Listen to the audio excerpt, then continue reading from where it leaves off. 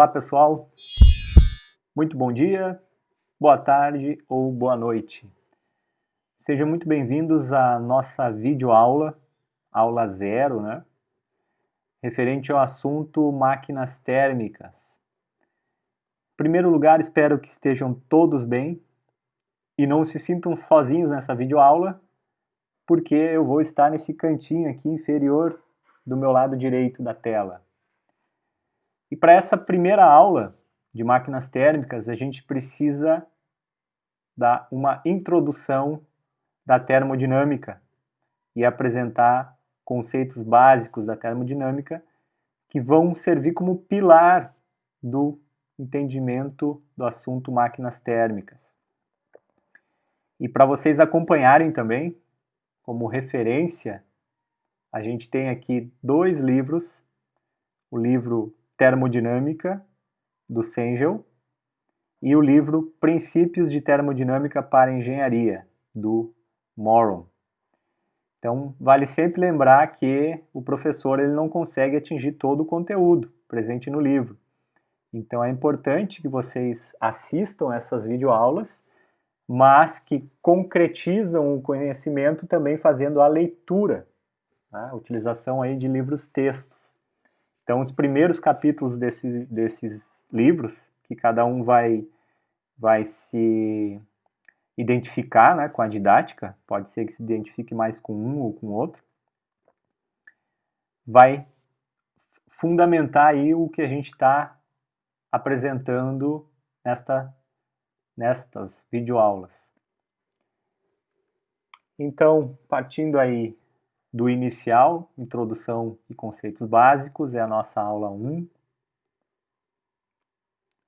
Eu sempre inicio falando da termodinâmica citando esta pessoa, o Sommerfeld. O Sommerfeld ele foi um físico alemão que publicou diversos livros da área da física, que tem uma correlação com a termodinâmica, né? A termodinâmica é oriunda da física. E uma vez questionaram ele por que ele nunca produziu um livro de termodinâmica. E ele deu a seguinte resposta. Ele disse que a primeira vez que você estuda termodinâmica, você acha que não entendeu nada. Já na segunda vez que você estuda, você acha que já entendeu tudo, exceto por um ou dois pontos obscuros. E já na terceira vez que você estuda termodinâmica, você sabe que você não entendeu nada, mas você não se importa com isso. Tá? O que ele quer dizer com isso? A termodinâmica, ela basicamente ela possui algumas teorias que elas não são provadas de uma forma exata. Como a matemática, né? Quando a gente diz que 2 mais 2 são 4 e a gente tem como provar isso, colocando dois objetos em presença de mais dois objetos e a gente vê que tem 4 objetos, a termodinâmica muitas vezes fica no nosso imaginário, né? Por exemplo, a segunda lei da termodinâmica, ela não é baseada em comprovações. Ela é baseada na verdade, em fundamentos teóricos de suposições, né? Por exemplo, quando a gente fala em conceitos da entropia, a gente não consegue entender muitas vezes o que significa essa entropia, que a gente vai entender um pouco mais para frente. E muitas vezes ela é baseada em negações, na verdade, o que não pode. Né? A segunda lei ela diz muitas vezes o que não pode. Né? Por exemplo, trocar a energia de um reservatório frio para um quente não é possível, ao menos que a gente utilize uma outra fonte de energia. Então a gente não consegue provar de um modo exato estas afirmativas. Então cria-se muitas dúvidas. Mas na última parte ali que o Sommerfeld quis dizer, pelo que eu compreendo que ele quis dizer, é que a gente não vai se importar com o que a gente não consegue enxergar. A gente vai conseguir projetar uma máquina térmica, né? Apesar de a gente não conseguir ter aquela comprovação exata das coisas. Tá? Então, basicamente, este é o funcionamento da termodinâmica. A gente pode ter dúvidas em alguns pontos, mas a gente não vai deixar de projetar alguma máquina por conta das nossas dúvidas. E falando a respeito da palavra termodinâmica, né, ela vem lá do grego terme, que significa calor, e dynamis, força. Tá? Então, numa definição básica a respeito do nosso assunto, máquinas térmicas, né, então, tendo como uma definição mais voltada para máquinas térmicas, a gente diz que ela é uma ciência que trata do calor, do trabalho e daquelas propriedades das substâncias que vão estar relacionadas a calor e trabalho. De um modo geral, a termodinâmica ela explica as diferentes formas de energia presente num corpo e as trocas destas energias para outras formas. E no caso de máquinas térmicas, a forma que a gente vai mais precisar trabalhar é a conversão de calor em trabalho. Falando agora a respeito de algumas áreas de aplicação da termodinâmica, aqui tem uma lista gigantesca, né, que ela pode ser muito maior ainda. Apesar de ser uma lista gigantesca, ela é muito limitada. Por quê? A termodinâmica, ela não somente está ao nosso redor, como ela também pode estar dentro de nós. Alguns exemplos. Troca térmica, a troca de calor, a transpiração do nosso organismo, ela é baseada em princípios termodinâmicos, de troca térmica. Se a gente olhar ao nosso redor, nas nossas casas, a gente está aqui numa época entrando aí no inverno, a gente vai utilizar alguns recursos para a gente se aquecer. Uma bolsa térmica, ou acender uma lareira, um fogão, a lenha, ou usar um condicionador de ar. Tudo isto é baseado em princípios termodinâmicos de troca térmica. E repare que só estou dando exemplo aqui de troca térmica, mas ela pode ter outras aplicações, né? Outros exemplos. Se a gente está cozinhando, por exemplo, a gente está querendo acelerar o processo de cozimento, a gente utiliza uma panela de pressão, que é baseado em princípios termodinâmicos. Eu estou aumentando a pressão interna daquele reservatório para diminuir o tempo de cozimento, né? Chegar a temperaturas de ebulição da água maiores do que 100 graus, né? Como forma de eu acelerar o processo de cozimento. E tudo isso é fundamentado na termodinâmica. Então a gente tem aqui algumas imagens, por exemplo, aqui nesta imagem a gente tem o motor de um automóvel, que a gente vai entender como é que se baseia esse princípio de funcionamento, né, através dos ciclos termodinâmicos. A gente tem aqui um refrigerador, que também é baseado em princípios termodinâmicos. Painéis solares, que não vai ser a nossa área, né? Mas também está fundamentado aí em princípios termodinâmicos. Aqui a nossa termoelétrica, que é o que a gente mais vai trabalhar na disciplina, é tudo explicado pela termodinâmica, o princípio de funcionamento. Bom, começando agora com a definição de alguns conceitos, a gente precisa, em primeiro lugar, definir o que é um sistema ou um sistema termodinâmico. Tudo que a gente utiliza como estudo, uma região do espaço, né, uma região imaginária ou não, por exemplo, eu estou aqui com uma garrafa d'água, eu posso definir que o meu sistema é todo o conteúdo que está presente nesta garrafa, na parte interna dessa garrafa, que é composta por água e ar. E esta minha fronteira é uma fronteira fixa, tá? Porque eu utilizo aqui o plástico como limitador do meu sistema com a minha vizinhança, né? O que está aqui ao redor do meu sistema. Ou ela pode ser imaginária. Aqui eu estou com uma superfície real. Ou ela pode ser imaginária. Posso definir esta região aqui do espaço, né? Ou lá no fundo lá do meu espaço aqui, eu defini uma região ali imaginária, uma fronteira, onde eu tenho o meu sistema, que é onde eu vou analisar, que é o que eu vou estudar.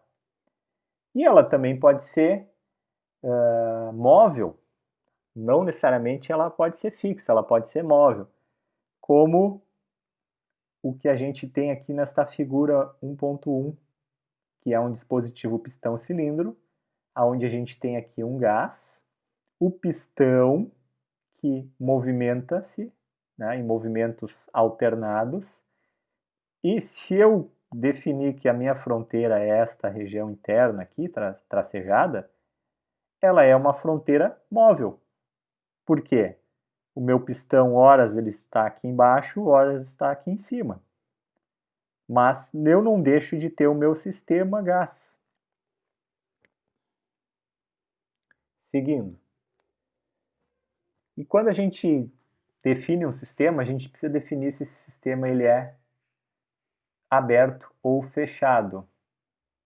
Quando a gente fala de sistema fechado ou massa de controle, a gente tem uma quantidade fixa de massa neste sistema e esta massa ela não atravessa pelas fronteiras do nosso sistema, ela não pode atravessar a fronteira do nosso sistema.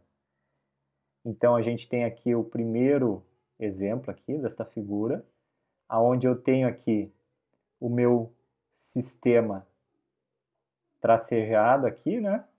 A minha fronteira do meu sistema, os tracejados. E aqui está mostrando entrada e saída de massa, entrada e saída de energia. Porém, entrada e saída de massa não é possível. Tá?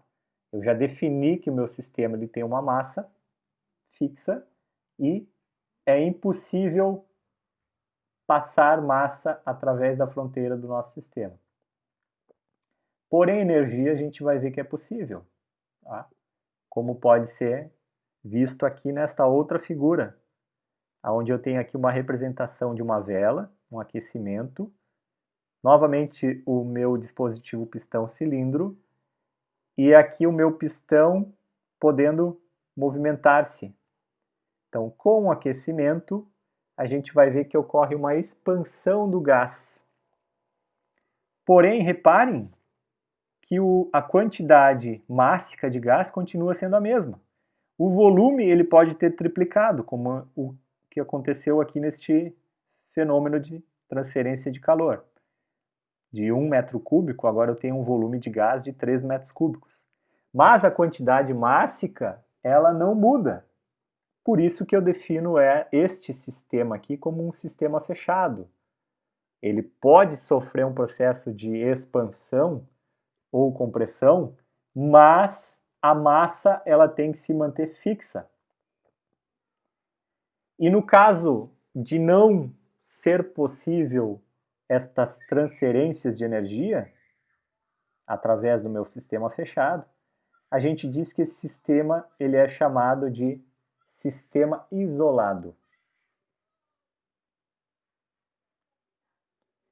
E o próximo sistema é o sistema aberto, ou muitas vezes a gente pode chamá-lo como volume de controle.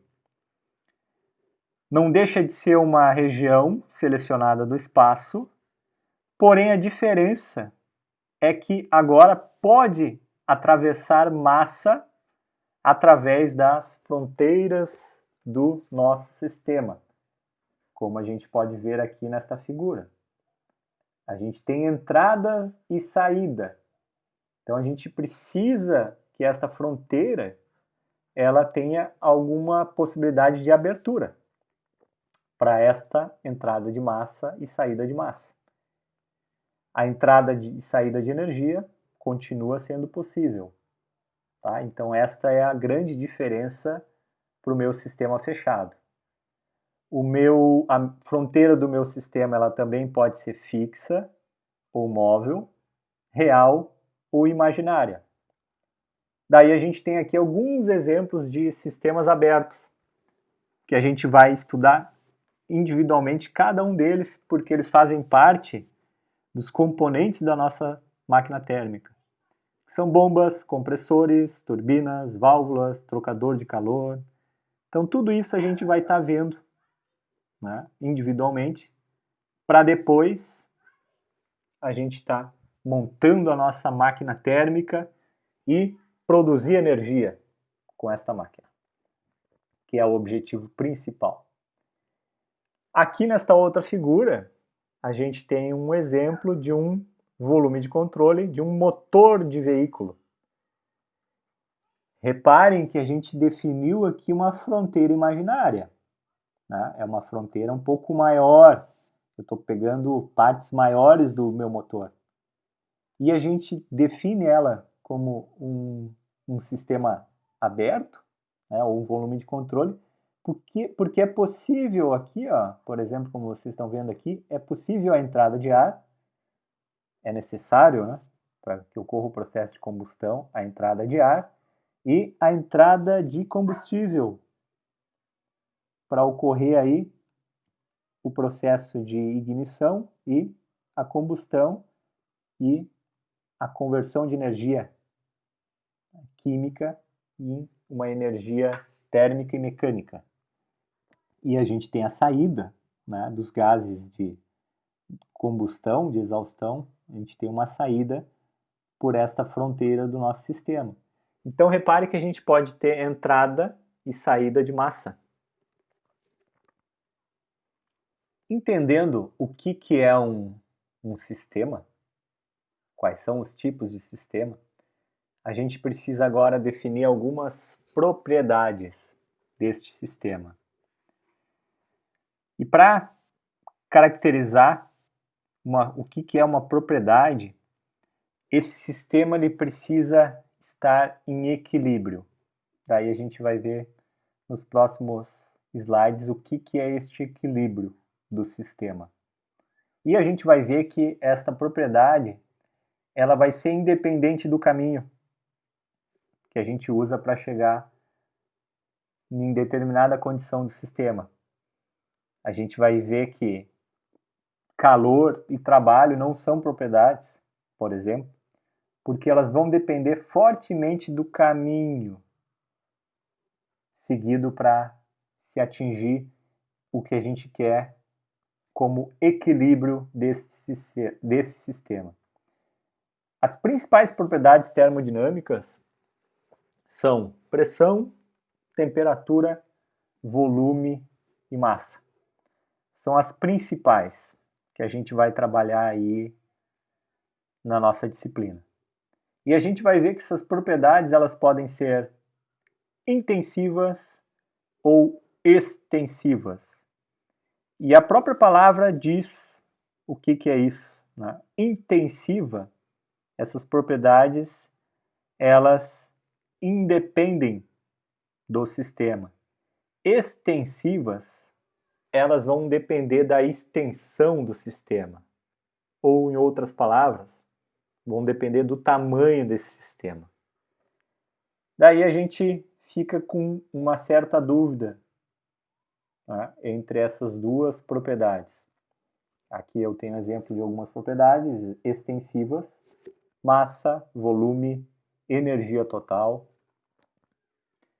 e alguns exemplos de propriedades intensivas. Temperatura, pressão, condutividade térmica. Daí vocês podem fazer a determinada pergunta para o professor. Professor, eu não consigo identificar. Eu sei o que é propriedade, mas eu não consigo identificar ainda o que é uma propriedade intensiva e uma propriedade extensiva. Daí eu peço para que vocês façam o seguinte exercício. No ambiente onde vocês estejam, né, num quarto, numa sala, numa cozinha, no banheiro, seja qual for o lugar, dividam esse ambiente de uma forma imaginária, lógico, né, exatamente ao meio. Tá? E o que vai ocorrer com algumas propriedades que a gente viu aqui? Deixa eu voltar um slide. Por exemplo, com esta propriedade que a gente chama como extensiva. O que vai ocorrer com a massa? Massa do quê? A massa do ar. Ela vai se dividir. Né? Ela vai... Tá. Eu dividi o espaço exatamente ao meio, então eu posso ter uma quantidade exata dividida, né, de ar em cada lado do ambiente, ou não, um pouco mais de ar, um pouco menos de ar. A gente repara que a massa ela vai depender dessa extensão. Né? Se não está bem dividido ao meio esse ambiente, eu vou ter mais massa num lado do que outro. Volume, por exemplo. Se a gente pegar uma fita métrica e medir os dois ambientes, eles vão ter volumes diferentes. Eles vão depender, então, da extensão do meu sistema.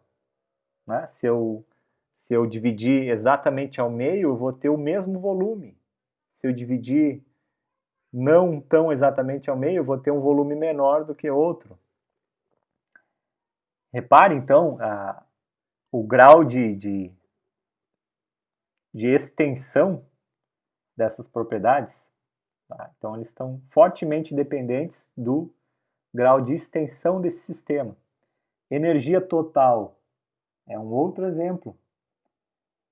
Nós, como seres humanos, a gente tem, individualmente, cada um tem um determinado tipo de energia, que está muito interligado com a massa que nós temos presente no nosso organismo.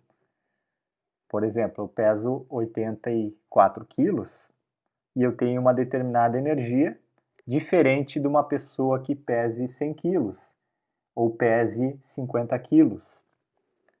Então, como energia total de um indivíduo, nós temos energias que vão depender da extensão desse sistema que a gente definiu como o nosso organismo. Eu posso ter uma pessoa que tem 1,30 m, né, uma criança, uma pessoa de 1,80 m, um adulto, 1,70 m, eles vão ter graus de energia diferentes, porque eles têm extensão de sistemas diferentes.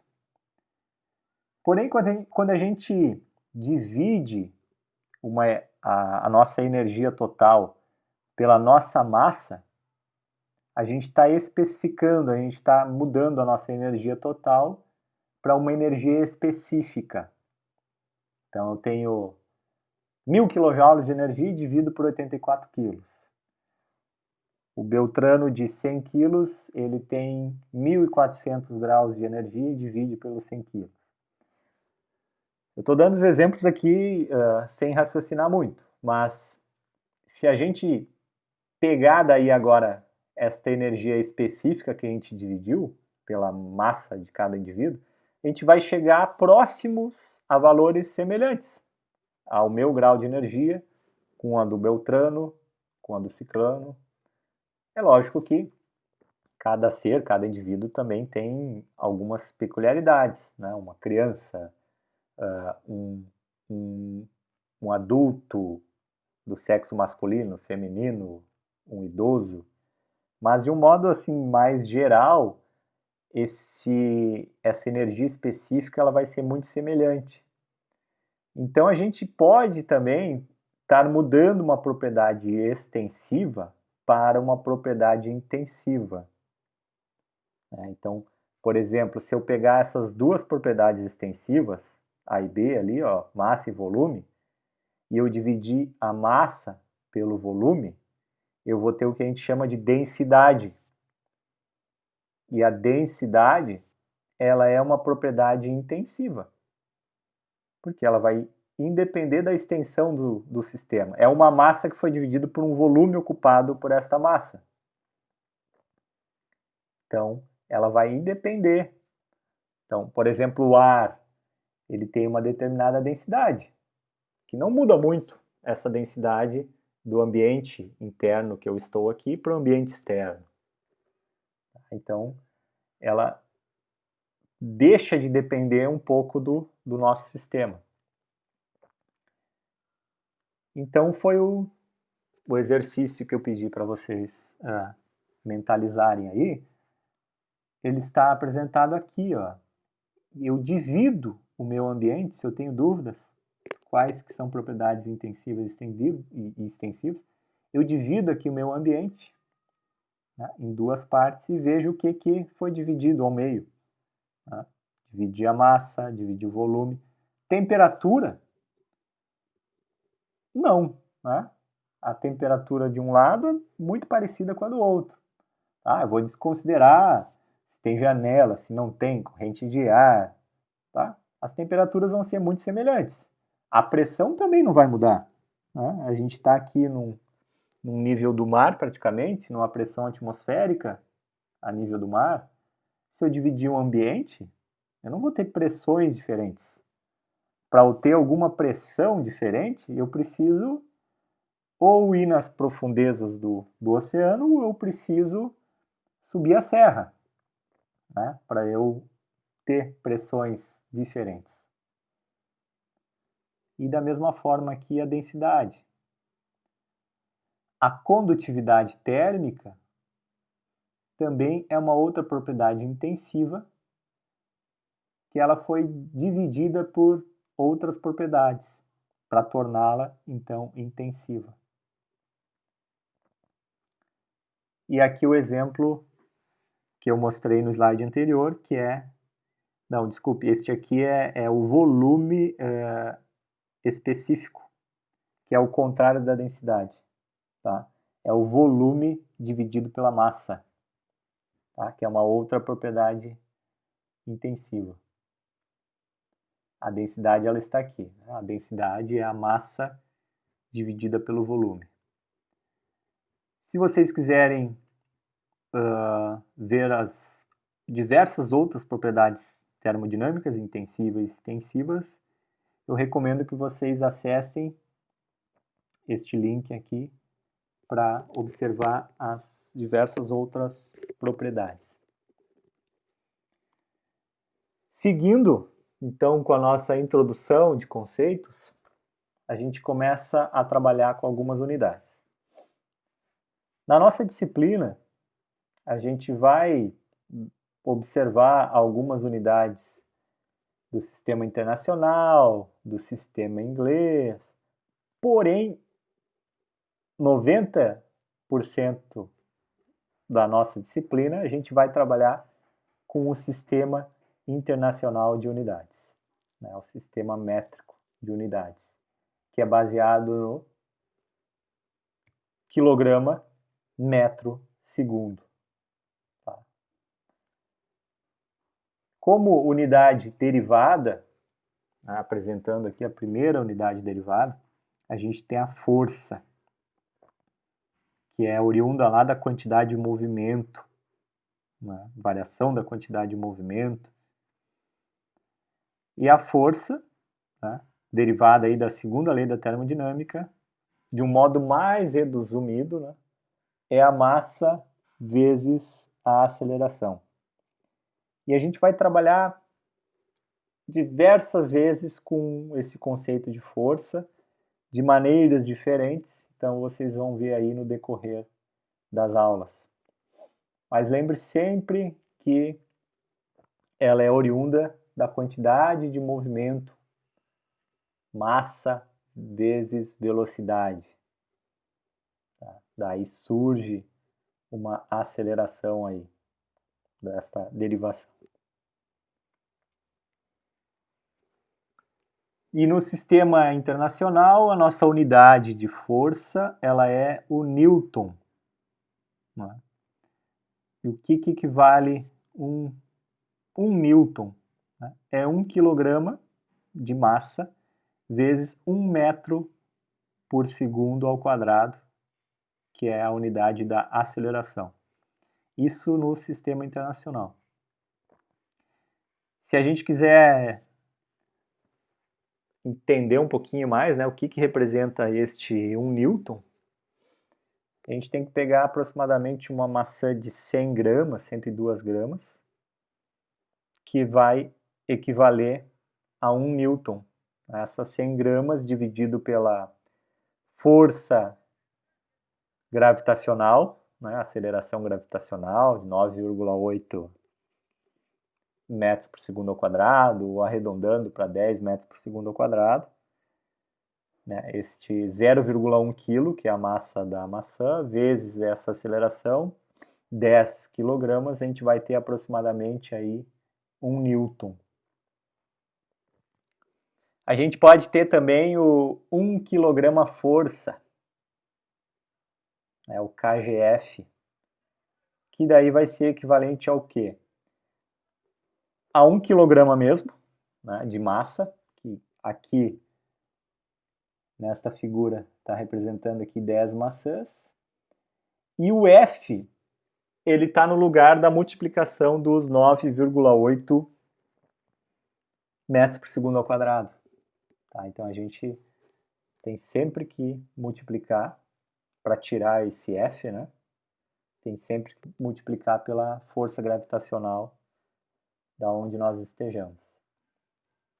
E aqui tem outras derivações, né? Aqui, como a gente tem 1 kg força, no sistema inglês é libra, tá? Libra massa ou libra força, tá? Que a gente não vai detalhar tanto isto, tá? Não é o nosso objetivo ficar convertendo de uma unidade para outra.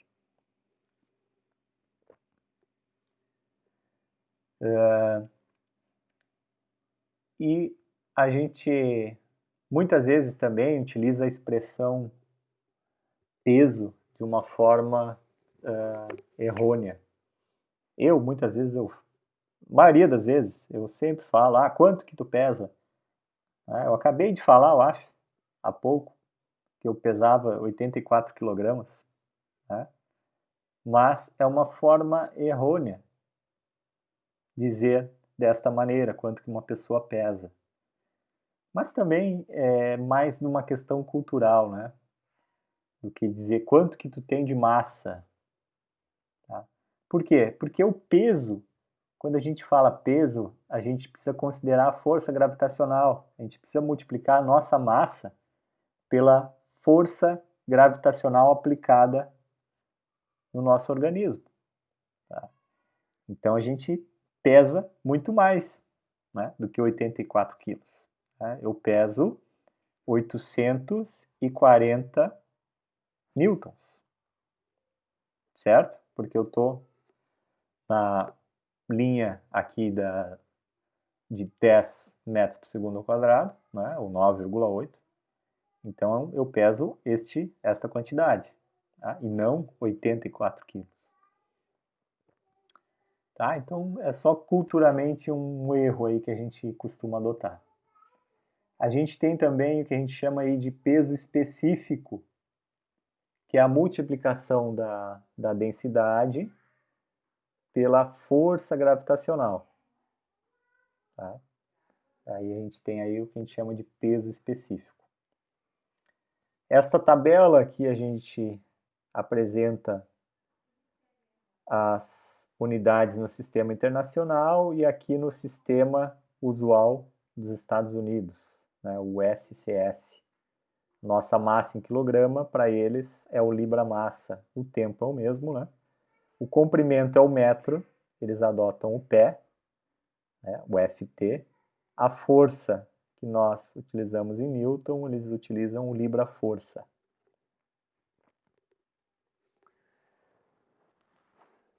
A gente também pode estar trabalhando aí, no lugar da massa, com o número de mols. Tá? Então, ou a quantidade de matéria. Então a gente vai ver aí em algumas tabelas termodinâmicas que algumas propriedades elas apresentam resultados em mol em vez de massa. Tá? Então, só para relembrar um pouquinho aí da química. Tá? A termodinâmica ela depende da química. Aqui a gente tem também a forma de apresentar a segunda lei, né, de Newton, né, a força, com uma constante gravitacional, constante Gc. Tá? É uma constante de correção, aí, de conversões. Tá? O que representa aí o Gc para nós? Massa, aceleração dividido pela própria força. Tá? Converter quilograma, metro por segundo ao quadrado em Newton ou vice-versa. Tá? A gente utiliza aí a constante gravitacional. Vamos então agora para o nosso primeiro exemplo da nossa videoaula. Tá? Eu fortemente recomendo que vocês leiam inicialmente o enunciado, parem um pouquinho o vídeo e tentam resolver esse problema e depois vocês confiram se realmente vai bater aí com o resultado que a gente vai apresentar. Certo, gente? A gente não está em aula aqui, então a nossa interação ela fica restrita. Mas eu fortemente recomendo que qualquer exercício que vocês se depararem, tá? Que vocês param o vídeo e tentam resolver. Tá? É vocês que precisam desse conhecimento. Eu já tenho. Tá? Vocês precisam adquirir esses conhecimentos que a gente está vendo aí na disciplina. Então, um exemplo bastante simples. Tá? Um objeto ao nível do mar tem uma massa de 400 kg. Tá? Então, este objeto está aqui na praia, né? Objeto de 400 kg. Eu quero encontrar o peso desse objeto, onde ele está, na Terra, e o peso desse objeto se ele estivesse na Lua, aonde a aceleração da gravidade local é 1/6 da Terra. Então a gente vai trabalhar com a nossa propriedade definida, né, que é o peso, que nada mais é do que a massa, as 400 gramas, dividido pela força gravitacional. E a gente chega com este valor aí, 3.922,8 newtons. Se a gente quiser calcular B, a gente pode simplesmente pegar esse valor e dividir por 6, porque é a força gravitacional sendo 1/6 da força gravitacional da Terra. Então, a força que este objeto exerce lá na Lua é muito menor, né? Ou seja, é 1/6 menor do que a que ele exerce na Terra, 653,8 newtons. A próxima propriedade que a gente vai falar, né, que a gente precisa trabalhar, é a pressão. Definindo o que foi a força, né, que é a massa vezes a aceleração gravitacional, e dividindo esta força pela área aonde esta força está sendo aplicada, a gente tem aí o que a gente chama de pressão. Tá? Então é a força por área. Ou seja, é aquele Newton dividido pelo metro quadrado. Tá? Isto no sistema internacional. No sistema inglês, só como observação, porque vocês já devem ter visto este sinônimo, né? PSI, né? Psi, né? PSI, o Azinho que está ali presente é o absoluto. Tá? Eu estou considerando, por exemplo, uma câmera, o ar presente na câmera de um pneu. Eu estou considerando a pressão dentro desta câmera e somando ainda com a pressão atmosférica. Daí a gente coloca esse Azinho aí. Então, no sistema inglês é o libra-força por polegada quadrada.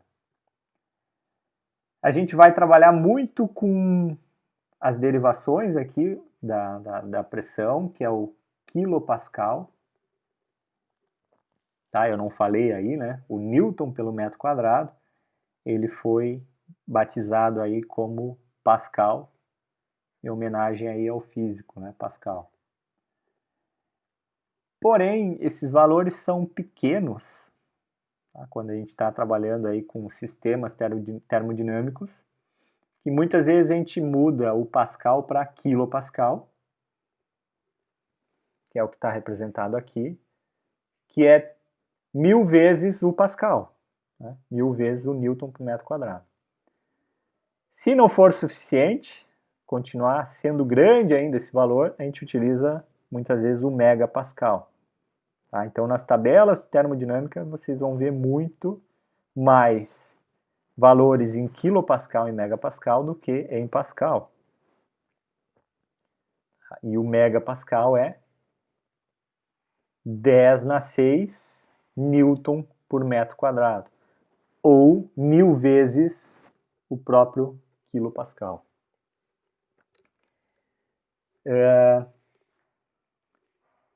Eu já dei uma introduzida, né, então, da pressão absoluta.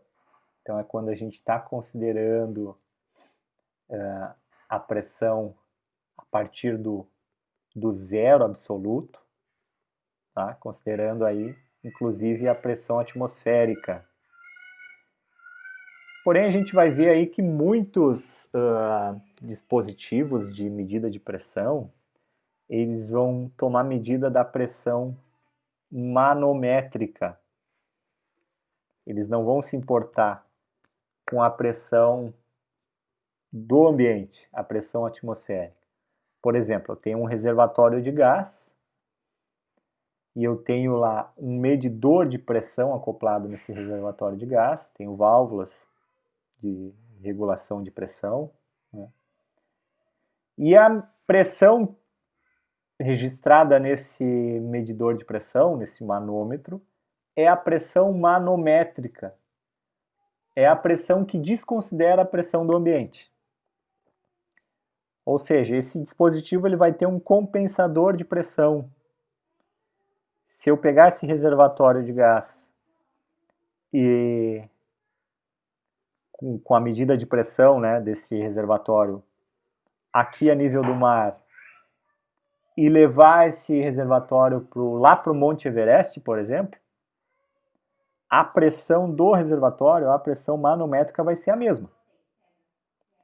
Se ele medisse a pressão absoluta, elas seriam diferentes. Então, esse dispositivo ele tem um compensador de pressão, ele sempre vai zerar esse registro, independente de onde ele esteja. Ele tem uma abertura para a atmosfera ambiente para sempre manter isto ajustado no zero. Se ele fosse uma pressão absoluta, esta pressão a nível do mar, ela mudaria se eu levasse esse dispositivo lá para o Monte Everest. Mudaria esta pressão. Né? Seria uma pressão menor. Certo, gente? Então, a gente vai se deparar muitas vezes com medidas de pressão do sistema, somente do sistema. Que para os nossos cálculos termodinâmicos, a gente precisa ainda somar com a pressão atmosférica. Então, aqui existem algumas relações de pressão quando a gente precisa dessa pressão absoluta. Tá? Por exemplo, o manômetro de pressão, né, de medida de pressão, ele pega a pressão absoluta menos a pressão atmosférica. Ele tira do cálculo a pressão atmosférica. Tá? Então, aquele dispositivo ele tem, como eu falei, né, uma entrada para o ambiente externo para equalizar sempre no zero a medida de pressão. Então, ele está sempre descontando a pressão. Tá? E a gente pode ter medidas de vácuo também. Eu posso estar retirando massa desse sistema e eu posso estar chegando na pressão de vácuo, que é o quê? É a pressão atmosférica menos a pressão absoluta. E de uma forma geral, a pressão absoluta, ela é a pressão atmosférica mais ou menos a pressão manométrica. Tá? Por que mais ou menos? Se eu tiver pressões menores do que a pressão atmosférica, é a pressão de vácuo. Tá? Então eu vou estar reduzindo um pouco a minha pressão absoluta, mas nunca vai chegar no negativo. Tá? Então é outra observação. A pressão absoluta ela sempre parte do zero, como é mostrado aqui, ó, neste gráfico. Ela sempre parte de um zero. Por isso que nossos cálculos termodinâmicos são feitos com valores de pressão absoluta, porque eu não posso ter valores negativos numa conta termodinâmica. Tá? Então a gente tem que sempre lembrar, quando a gente estiver trabalhando lá com equação de estado, né, PV, NRT, aquela pressão que a gente vai estar utilizando é a pressão absoluta. Se a gente quiser saber a pressão do sistema, a gente precisa considerar ainda a pressão atmosférica. Tá? E aqui tem algumas limítrofes no caso, né? Esse tracejado aqui, por exemplo, é a pressão atmosférica. Né? Então, o absoluto aqui, ó, pegando estas informações aqui, ó, o absoluto seria a pressão atmosférica mais a manométrica. Se eu tivesse, então, com um medidor de pressão, um manômetro, no meu sistema, ele iria medir a pressão só deste ponto para cima. Agora, se eu quiser a pressão absoluta daquele dispositivo, eu preciso somar ainda com a pressão atmosférica. O vácuo é diferente. E eu estou tirando massa do meu sistema. Então, eu estou chegando a valores inferiores à pressão existente no ambiente. Eu estou removendo. Então, a pressão de vácuo, tá, ela tende a diminuir. Tá? Pressão atmosférica total, pressão de vácuo, ela é menor, tá? Até um determinado ponto. E a minha pressão absoluta é só do zero até este ponto aonde chegou o vácuo.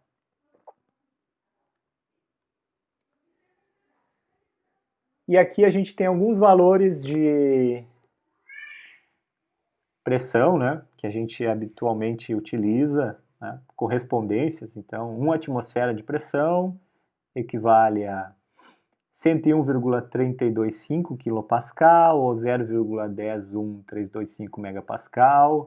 Se a gente for fazer referência do sistema inglês, 14,696, PSI absoluto, 760 mm de Hg ou 29,92 polegadas de Hg, mercúrio. Esse sistema, ele é um sistema que habitualmente a gente pode estar empregando para fazer a leitura do que a gente chama aí de pressão diferencial. Tá? Como que se baseia esta pressão diferencial? Eu tenho aqui um reservatório contendo o meu fluido, que no caso aqui é um gás, e eu tenho um sistema de tubo em U. Esse tubo em U, ele contém um outro fluido e ele tem uma abertura para a atmosfera ambiente, por isso que ele é um diferencial, ele vai fazer uma diferenciação da pressão deste reservatório com a pressão atmosférica. Tá? Quanto maior a pressão desse reservatório, maior vai ser a altura em que vai se atingir este outro fluido neste tubo em U, a gente chama de tubo em U. E com esta diferença de altura, com a densidade deste fluido, e com o valor da força gravitacional do ambiente, eu consigo encontrar qual é esta diferenciação de pressão, qual é o valor da pressão deste reservatório. Tá? Então, por meio deste cálculo simples aqui, densidade, força gravitacional e altura. E aqui o meu resultado que eu posso ter aí no sistema internacional, o quilopascal. Aqui a gente tem diferentes dispositivos para medição de pressão, tá? Não vou me aprofundar tanto nisso, tá? Mas só para vocês estarem cientes que esses manômetros, eles podem ter diversas geometrias, diversos projetos diferentes para fazer essa medida analógica da pressão. Por que analógica? Porque um ponteiro aqui, ó, fisicamente vai se movimentar com a passagem de um fluido nesse tubo. Tá? A gente chama isso aqui de tubo de Bourdon.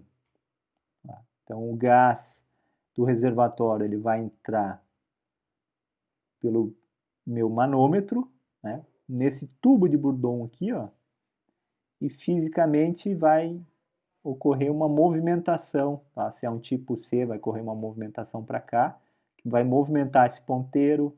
Se ele é no formato espiral, ele vai ter um outro tipo de movimento, helicoidal outro, ou pode até torcer esse tubo e esse ponteiro se movimentar de um modo calibrado, né? E ter a relação, a correspondência, então, da pressão manométrica. Vamos aqui, então, para o próximo exemplo, exemplo 1.2. Um medidor de vácuo conectado a um tanque apresenta uma leitura de 30 kPa em uma localização onde a pressão atmosférica é 98 kPa. Qual é a pressão absoluta do tanque? Repare que a gente está aqui com um medidor de vácuo. Tá? Então, é massa saindo deste tanque. É massa que saiu deste tanque. Tá? Então, a gente tem aí uma leitura de 30 kPa de medida de pressão de vácuo. A gente tem que determinar a pressão absoluta. A gente precisa somar ou subtrair da pressão atmosférica. Se ele está relacionando como vácuo, a gente precisa subtrair esses 30, né, da pressão atmosférica. Então a gente tem aí o valor da pressão absoluta de 68 kPa. Exemplo 1.3. Um indicador de pressão conectado à haste de uma válvula de um pneu de caminhão indica 240 kPa a um local onde a pressão atmosférica é de 100 kPa. Qual é a pressão absoluta no pneu em kPa em PSI-A? Reparem que a gente está num caso aí clássico, né, de encher o pneu aí de um dos nossos veículos, né, lá no posto de combustível. O medidor de pressão, né, que está lá naquele instrumento, ele vai estar medindo a pressão interna deste pneu. E novamente, se a gente quiser saber a pressão absoluta no pneu, a gente precisa considerar ainda a pressão atmosférica, né, a pressão do ambiente, que no caso é 100 kPa. Então é simplesmente uma soma de 240 com 100. Daí se eu quiser fazer a conversão em PSI-A, né, sistema inglês, por que a gente vai trabalhar com essa conversão? É só para ilustrar que são os valores que geralmente a gente está trabalhando lá quando a gente está enchendo o pneu lá no posto de combustível, são os valores que a gente está colocando lá naquele instrumento. Né? 30, 32, 38, 40. né? Dependendo se é um pneu de uma bicicleta, se é um pneu de um carro, de um caminhão, né? São esses valores, que são valores em PSI, Pound Square Inch, libra por polegada quadrada absoluta. O A, ele está me dizendo que eu estou querendo saber qual é a pressão absoluta. Então a gente precisa converter este valor que a gente obteve aí de 340 kPa para o PSI. Lembrando que 1 atmosférica, né, nos slides lá anteriores, é 101,3 kPa, que equivale a 14,6, se eu não me engano, Pound Square Inch. Tá? Daí com esta conversão, a gente chega em valores, né, aqui, 49,3 PSI. Certo, gente? Então, são esses valores aí que estão lá naquele instrumento que a gente utiliza lá para encher o pneu. Exemplo 1.4, um manômetro de coluna conectado a um tanque indicou uma pressão de 80 kPa.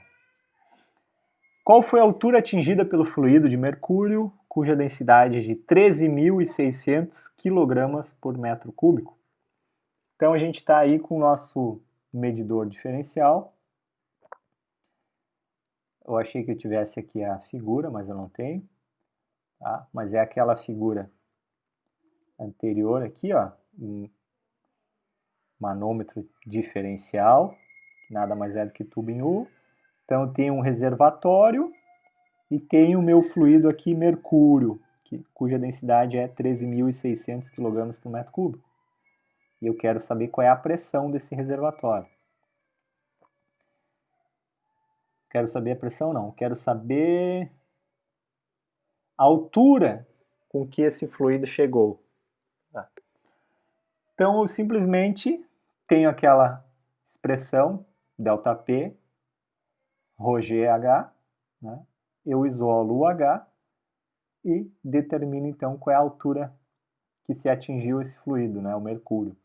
A pressão é a pressão de 80 kPa, já é a pressão diferencial, já está considerado a pressão atmosférica, tá? Então esse diferencial é 80, a densidade do mercúrio e a força gravitacional. Então este fluido ele atingiu quase 1 metro de altura, né? 60 centímetros. Imaginem a hipótese agora, tá? Como exercício aí para vocês fazerem, um extra, trocar esse fluido mercúrio para água, cuja densidade é 13 vezes menor do que a densidade do mercúrio, né? Em torno de, aqui é 13.000, né, para o mercúrio, a água é 1.000 kg por metro cúbico. Para ver que altura que se chega, tá? Já adianto aqui que vai ser no mínimo 13 vezes maior do que esta altura aqui, ó. Então é muito importante que, dependendo da que sensibilidade que a gente quer dar para essa pressão, que a gente escolha os fluidos da maneira mais correta, né? Se eu tenho diferenças de pressão muito pequenas, eu preciso utilizar como fluido, né, de trabalho, né, naquele tubo em U, fluidos com densidade pequena, para ser sensível a essa variação de altura. Agora, se a pressão aplicada nesse sistema é muito grande, eu preciso ter como medida de pressão fluidos que tenham densidades altas, que é o caso do mercúrio, para não se chegar a valores muito altos de altura deste fluido. Certo, gente? Então é muito importante a escolha deste fluido em manômetros diferenciais. Vamos agora para a próxima propriedade, que é a temperatura. E a gente está muito familiarizado com esta propriedade, né, temperatura, fazendo referências com o que é calor, o que é frio, né? Ou seja, as nossas sensações térmicas. E esta não é a maneira correta de definir o que é a temperatura, por meio de sensações térmicas. Daí um outro exercício que eu peço para vocês fazerem, tá, em casa, é, por exemplo, pegar um objeto de metal e um objeto de madeira, pode ser um outro objeto, um objeto plástico, um tecido, o que for, e colocar estes objetos no mesmo ambiente, tá? E manter eles durante um tempo para que se tenha um equilíbrio térmico. Depois de um determinado tempo, eu peço para vocês tocarem nesses objetos, né? Tocar no ferro, tocar na madeira, tocar no plástico, no couro, no tecido de algodão, e vocês vão ver que as sensações ao tocar, né, aquela sensação de temperatura, calor, frio, são diferentes, né? Vocês vão perceber que no metal a sensação de frio é muito maior do que na madeira ou do que no plástico. Então, essas sensações térmicas, elas podem nos enganar. Por quê? Porque esses objetos, eles estão num equilíbrio térmico, estão no mesmo ambiente, e eles estão na mesma temperatura. Tá? Então é muito errado a gente dar uma definição de temperatura com as nossas sensações térmicas, tá? Porque elas podem nos enganar. A temperatura, ela é uma propriedade termodinâmica, que ela é o quê? É a medida do teor de energia de uma massa. As sensações, a gente percebe quando a gente está fazendo transferências de energia de um corpo para outro. Tá? E ela tende a aumentar esta energia, né, que ela pode promover também um aumento de temperatura com esta transferência de energia para dentro do ambiente, para dentro de um sistema, desculpe. Ou ela pode diminuir, no caso de uma transferência de energia de um sistema para o ambiente, e, consequentemente, esse sistema também vai diminuir a sua temperatura. Aí a gente parte para a primeira lei da termodinâmica, que é a lei zero da termodinâmica, que ela diz o seguinte: quando dois corpos estão em equilíbrio térmico, depois de terem atingido a mesma temperatura, se dois corpos estão em equilíbrio térmico com um terceiro corpo, eles também estão em equilíbrio térmico entre si. E isso é conhecido como a lei zero da termodinâmica. Ou seja, tem um objeto A, um objeto B próximo um do outro, e eu tenho um objeto C, que é um termômetro. O objeto A com o termômetro, eles estão em equilíbrio térmico, estão na mesma temperatura. O objeto B com esse termômetro também estão na mesma temperatura. Então a gente pode dizer que o objeto A e B também estão na mesma temperatura, assim como com o termômetro. Então eles formam um triângulo, né? Eles formam um equilíbrio térmico entre si. Então a lei zero é uma lei que define o que é o equilíbrio térmico. Aqui a gente tem algumas comparações de escala de temperatura. Nós temos aqui a escala em graus Celsius e a correspondente escala absoluta de temperatura. Novamente eu enfatizo aqui, ó, que nos cálculos termodinâmicos, a gente vai sempre trabalhar com valores absolutos para as propriedades. Então a gente não vai trabalhar nos cálculos com um valor dado na escala Celsius, porque é uma escala relativa. A gente não vai colocar valores negativos nas nossas contas. A gente precisa sempre partir de um zero absoluto. Aqui a correspondência, 99,97, que é o ponto de ebulição da água na pressão atmosférica, que corresponde a 373 Kelvin, o 0,01, que é o ponto triplo da água, 273,16, e aqui o zero da escala Kelvin, que equivale a menos 273,15. E aqui a gente chega num paradoxo, né? Se a gente está no zero absoluto, a gente está praticamente dizendo que a gente não tem matéria, né? Porque a matéria, ela precisa ter formada por massa. Massa, energia. Voltando um pouco para a química, né, está correspondendo ao grau de agitação das moléculas ou do átomo, dos átomos.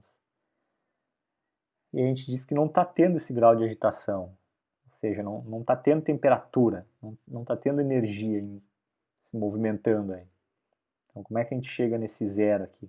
A gente fica num paradoxo aí de matéria e energia. Aqui, rapidamente, o sistema Fahrenheit e o correspondente, o Rankine. Tá? Eles não se interconvêm um com o outro. Né? Esses dois não se relacionam diretamente com esses outros. Tá? A gente tem magnitudes diferentes. 1 Kelvin equivale a 1 Celsius, mas 1 Kelvin equivale a 1,8 Rankine e 1,8 Fahrenheit. A diferenciação do Kelvin é a mesma do Celsius, a do Rankine é a mesma do Fahrenheit. Agora, entre eles, a diferenciação não são as mesmas.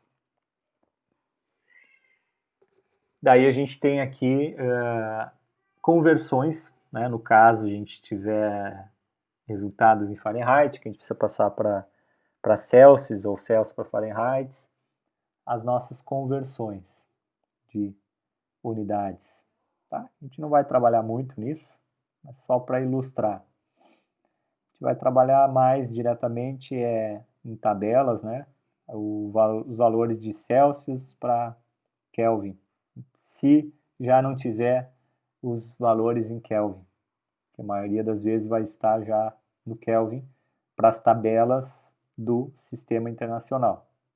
A gente pode ter tabelas do sistema inglês. Aqui, Fahrenheit para Rankine e as magnitudes diferentes. Rankine, 1,8 Kelvin.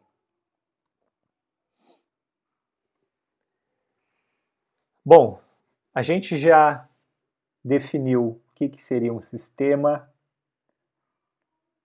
e definiu propriedades desse sistema. Então agora a gente pode definir o que seria o estado, equilíbrio, processo e ciclo, para a gente estar fechando aí a nossa parte de revisão. Estado, né, é quando a gente considera que o nosso sistema ele não está com mudanças. Né? Eu tenho um sistema definido ali e esse sistema ele não está passando por nenhuma mudança. Mudança de pressão, mudança de temperatura, mudança de volume, mudança química, né? Não está ocorrendo nenhuma reação química. Daí a gente consegue definir o estado desse sistema. Tá? Então isso que é um estado. É definir o sistema que não esteja passando por mudanças. E para definir então esse estado, a gente precisa que esse sistema esteja em equilíbrio, tá? Que é a próxima definição. E esse sistema é dito estar em equilíbrio, que daí a gente consegue definir um estado, né?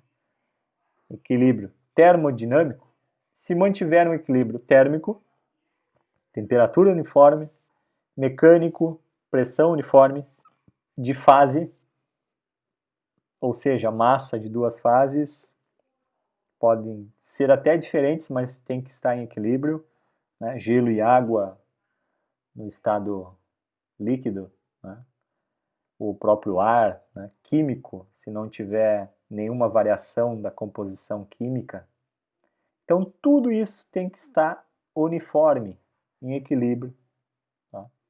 E aqui a gente tem uma ilustração do que é antes e do que é depois. É um sistema onde a gente não conseguia definir um estado. Por quê?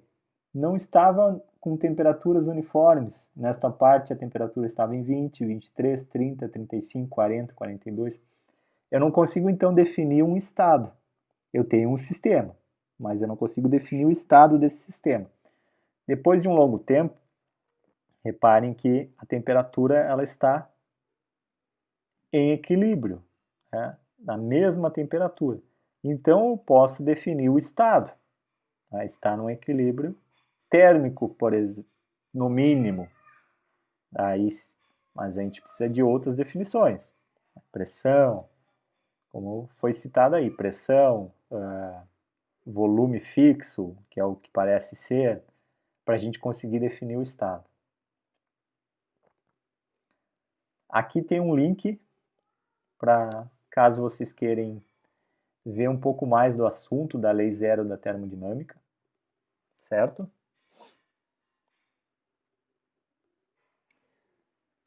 Processo. Bom, a gente conseguiu definir um estado para o nosso sistema.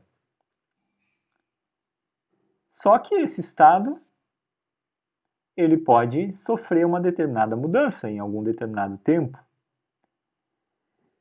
Se ele estiver sofrendo mudanças, esse estado ele vai mudar, né? Para N outros estados. Então eu digo que o nosso sistema, se está ocorrendo isso, ele está sofrendo um processo, né? Um processo de mudança.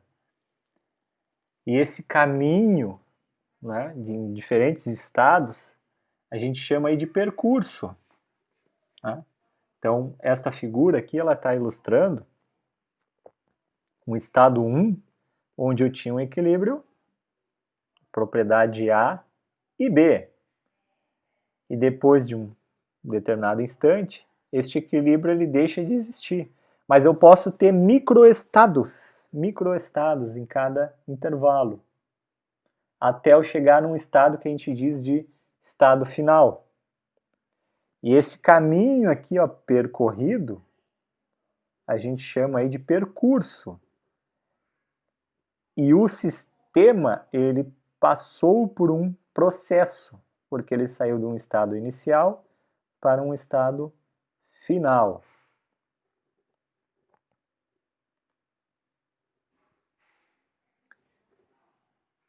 Na termodinâmica, a gente costuma idealizar muita coisa. Por que idealizar? Por que a gente idealiza? Porque é mais fácil de analisar, né? Mais fácil de fazer os cálculos, e são os valores que vão estar com o máximo de resultado, ou seja, é onde eu vou produzir o maior trabalho, vou ter a maior transferência de calor, é na situação ideal. Porém, a gente vai ver que não é o real. A gente vai ter diversas perdas ao longo de qualquer processo. Mas a gente idealiza como modo, como maneira de a gente conseguir fazer os cálculos. E depois a gente considera as perdas. Então, numa idealização de um processo, né, um sistema passando por diferentes mudanças, a gente diz que esse processo, se a gente quer idealizar, né, esse processo, é um processo quase estático ou de quase equilíbrio.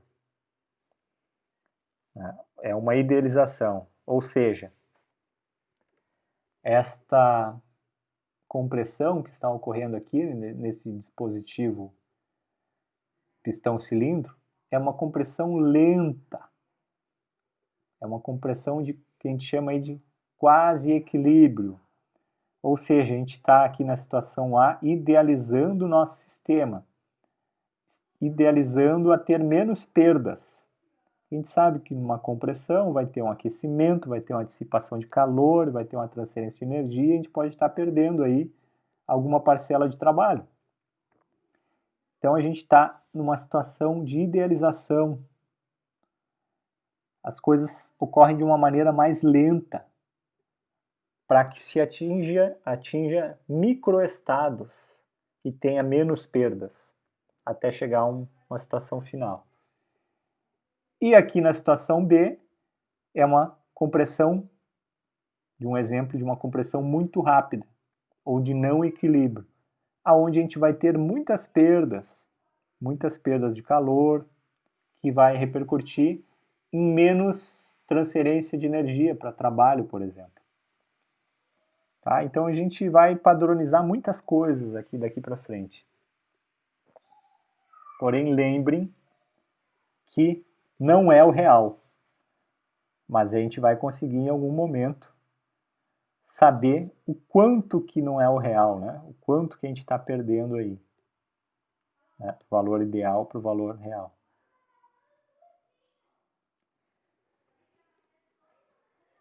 A gente, quando passa por algum processo, a gente mantém algumas propriedades constantes. Quando a gente passa por um processo isobárico, a gente diz que está mantendo a pressão constante, que é o que está representado aqui na figura. Tá? Eu tenho aqui novamente um dispositivo pistão-cilindro, eu tenho fluido água, esta água está exercendo uma força de sustentação para o pistão e para esse conjunto de tijolos. Se eu tirar cada tijolinho individualmente, muito lentamente, eu estou chegando na condição de quase equilíbrio. E a pressão deste sistema, se ela ocorrer de uma maneira muito lenta, ela não vai sofrer tanta perturbação. Ela vai se manter constante, porque eu estou dando tempo para as moléculas se alinharem, se conformarem e não promover nenhuma perturbação de pressão. É muito provável que esta força ela vai aliviar um pouco com a saída desses tijolos, mas ela vai se equilibrar com esta outra força exercida por esse conjunto, né, de tijolos, o peso aqui desse pistão, a pressão, a força atmosférica aqui, e vai tudo estar em equilíbrio. E a pressão ela vai se manter de um modo aí constante com o tempo. Agora, se eu tirar de um modo abrupto, né, tirar tudo, eu vou aliviar muito rapidamente a minha condição e pode ser que o meu sistema ele sofra uma variação de pressão e deixa de ocorrer então um processo isobárico, né? Deixa de ocorrer um processo à pressão constante. Se a temperatura ela é mantida constante, eu tenho um processo aí isotérmico.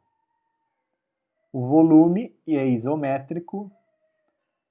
E se a entropia, que a gente vai ver mais para frente, ela é mantida constante, a gente tem aí um processo isentrópico.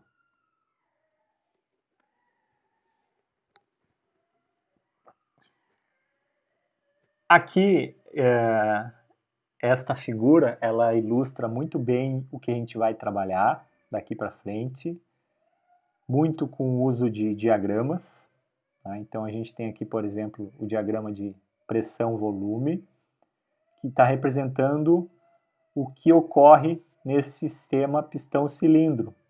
Então, no ponto 1, eu estava num estado inicial, a um volume 1 inicial. Daí ocorreu um processo de compressão. Com o processo de compressão, o volume tende a diminuir e a pressão tende a aumentar. Aqui eu parei no estado 2, que seria o nosso estado final. E eu consigo, então, determinar novos valores de propriedades, de volume e pressão no ponto 2, que são diferentes do volume e pressão no ponto 1. Se esse sistema ele volta ao estado inicial, né, do ponto 2 volta ao estado inicial, eu digo que ocorreu um ciclo termodinâmico. Tá? Então, é um retorno para o ponto de origem. Tá? A gente vai trabalhar muito também com ciclos termodinâmicos.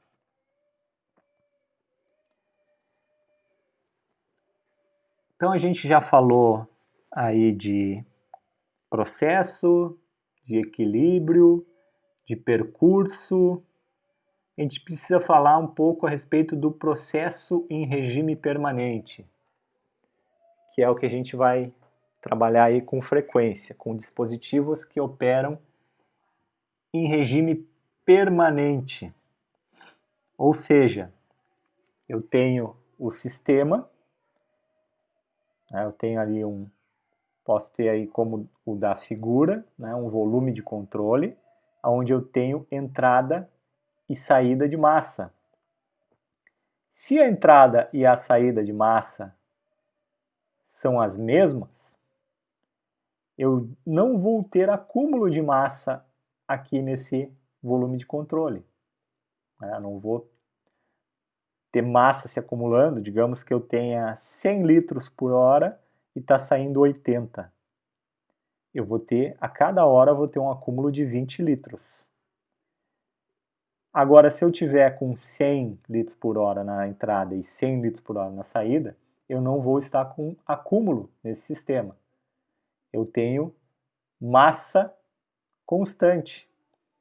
Da mesma forma, eu posso ter energia constante, a mesma entrada de energia, com a mesma saída, e entre outras situações, que é o que a gente vai trabalhar. A gente vai trabalhar com sistemas sem acúmulo.